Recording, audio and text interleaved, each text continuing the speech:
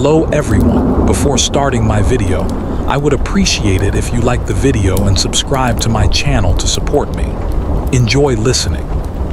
My name is Abraham. I am 42 years old and I am a taxi driver. I have been behind the wheel on the streets of Chicago for 17 years. Years ago, I escaped from the stress of daytime traffic, the sound of horns, and people constantly rushing somewhere. I only work the night shift. Working at night is not for everyone. It is difficult and requires experience. After the sun sets and the crowds disappear, you see the true face of the city. Everything people hide comes out at night. Nothing remains hidden. Drunks, mourners, those trying to make it to the hospital, those who want to go from one place to another without being seen always wait for the night. I got used to this silence. The inside of my taxi is like my own world. Working at night was more than a job for me. It was a way to hide, to escape facing my wife Sarah and my daughter Chloe during the day, to run away from the deep guilt I felt towards them. When a person makes a big mistake, the shadow of that mistake spreads over their entire life. Every time I look at my family's faces, the weight of the lies I've told sits on my chest. That's why I always come home when they are asleep. I quietly enter Chloe's room and watch her sleeping face, then retreat to my corner. I fall asleep before Sarah wakes up. We exchange a few words at dinner, then I take my taxi keys and disappear back into the night. So, as you can understand, the darkness of the night hides me too. Our station is around the loop, but I usually prefer to drop passengers off in distant suburbs and wander around there. Waiting at the station late at night and listening to the empty chatter of other drivers is not for me. Most of them talk about everything without knowing anything. They start with politics and end with sports. My mind is already full enough. I can't handle their voices and empty conversations as well. This cycle has been going on for years. Taxi driving is not just a source of income for me. It is an endless road where I escape from myself and my past. The night the incident happened was towards the end of November. The famous Chicago cold had started to make itself felt. It was around 3 in the morning. There was no quarantine, but the cold had trapped people in their homes. I had just dropped off a customer near Gold Coast who could barely stand and felt nauseous.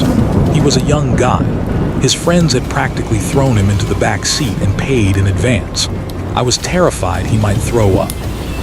After he got out, I opened the windows to air out the car. As soon as that sharp Chicago cold filled the inside, the numbness on my face eased a bit. Then I started heading empty towards Oak Brook via Lincoln Park. There was no sound from the radio. The roads were completely empty. I turned the heater all the way up. My hands on the steering wheel were still cold. I was passing through one of those quiet, tree-lined side streets before connecting to Lake Shore Drive. Some of the streetlights weren't working. It was one of those moments where shadows stretched and blended into each other, and the only light on the asphalt came from my headlights. Just as I was passing through that dark area, I noticed someone standing by the sidewalk. When my headlights hit him, I saw that he was an old man. He was wearing an old, very thick and worn-out coat. He had a wool hat on his head, and in his hand was an old-fashioned brown leather suitcase that looked quite heavy. It was strange for him to be waiting alone on such a deserted street at this hour, but with the instinct of a taxi driver, I slowed down. Maybe he had an emergency. He could have been someone who needed to go to the hospital. I pulled up next to him, stopped the car, and rolled down the window. The man leaned toward me. His face was full of deep wrinkles. The area under his eyes was bruised, and his skin looked pale from the cold. He looked exhausted and very weak. There was a strange dullness in his gaze, as if he hadn't slept for days. "Take it slow, son," he said. His voice was cracked and thin. It sounded as if his throat was being torn as he spoke. "Thank you, sir. Where are you going?" I asked. He hesitated for a moment, thought, avoided eye contact. His chest rose and fell with a wheeze. His eyes drifted toward the dark side of the street, as if he was looking at something he had left behind. Then he turned back to me. "I'm going to Union Station," he said. Then he swallowed with difficulty. "But I don't have a single penny to give you. I'm broke. They stole my wallet. I don't know what to do. My train is about to leave. My ticket is in my pocket. Can you take me to the station as a favor?" he said. There are unwritten rules in taxi driving. Especially at night in such deserted places, you don't take passengers for free. It may seem like a humane act, but you never know what will happen to you. Some turn out to be robbers, some drunk. In the end, you get into trouble. In my early years in the profession, I made such a mistake. The man I took into the back seat pulled a knife, and I lost all the money I had earned that day. After that day, I learned not to feel sorry for anyone. Normally, I should have politely refused and driven off, but I couldn't get the man's condition out of my mind. I was overwhelmed with an intense feeling. He looked so helpless, so miserable that my conscience wouldn't let me drive away. The weather was freezing. If I left him there, he might even freeze until morning. Even though I knew I might regret it later, I felt sorry for him. Besides, he was going to Union Station. I thought someone going to the station at that hour wouldn't cause trouble. And I decided to let him into the taxi. "Go ahead, sir, get in," I said. "Don't miss your train." There was not the slightest sign of gratitude on the man's face. He didn't thank me, didn't smile. He just slowly nodded. He opened the back door. I moved to put the suitcase in the trunk. Just as I was about to get out and open it, he stopped me with a sharp voice. "No need, it stays with me," he said. His voice was far too firm and commanding for his exhausted state. I didn't insist. He placed the suitcase in the back seat with great difficulty. As he pulled the suitcase toward himself, a loud creak came from the right rear suspension of the car. I've been using this taxi for 7 years. I had never seen that suspension sink this much. Whatever was inside that brown leather suitcase was definitely not normal clothing. I could tell. It weighed almost as much as an adult person, but I brushed it off. He closed the door. The sharp cold outside suddenly filled the inside of the taxi, and I felt a sense of unease. But this cold couldn't be explained by air temperature alone. A strange chill that seeped into your bones spread inside. I put it into first gear and drove off. When we reached the boulevard, the inside started to warm up again. But from what I saw in the mirror, the old man was still shivering. He was holding the suitcase handle tightly with both hands. His eyes were constantly outside in the dark streets, as if he was running from something, checking whether someone was following him. My mind was completely stuck on it. He was in a very strange and mysterious state. As we moved toward the intersection, the roads were completely empty. Only the yellow traffic lights were blinking. A soft song was playing on the radio. I reached out and turned it off completely. Silence filled the car. Only the sound of tires on the asphalt and the man's wheezing, irregular breathing from the back seat. As we crossed the bridge over the river, I looked at the mirror again. He had taken his eyes off the outside and was looking directly into my eyes through the mirror. There was no trace of his previous exhausted state. His eyes were strangely alive and angry. His facial muscles were tense. He had become someone else. "Did you take me into your car because you felt sorry for me?" he suddenly asked. His voice came deep and harsh. I was surprised. I didn't expect such a reaction. I thought he was being prideful. "Of course, sir," I said, trying to stay calm. "You were stranded. It's cold.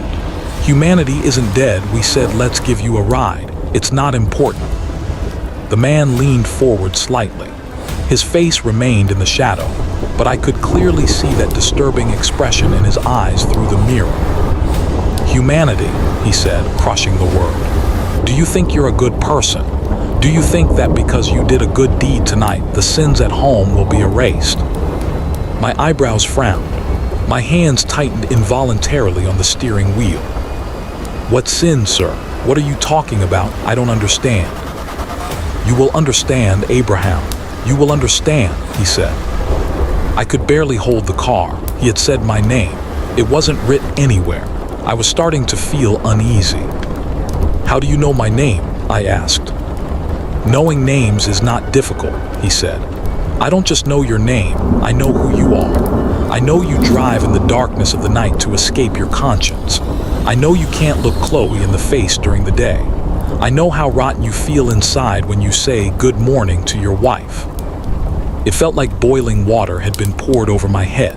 Even though it was warm inside, my skin crawled. I was getting scared. I took my foot off the gas. I was looking for a logical explanation. Who was this man? Was he a relative of Sarah's or someone from the neighborhood? Maybe it was a prank by other drivers. But no, his face was not familiar at all. And he had stopped me randomly on this deserted street. No one could have known I would pass by there at that hour. "Who the hell are you?" I shouted. "Whose man are you? Did Sarah put you on me? What nonsense are you talking about?" I yelled. The man let out a dry, mocking laugh, confident and merciless. "Poor Sarah knows nothing," he said.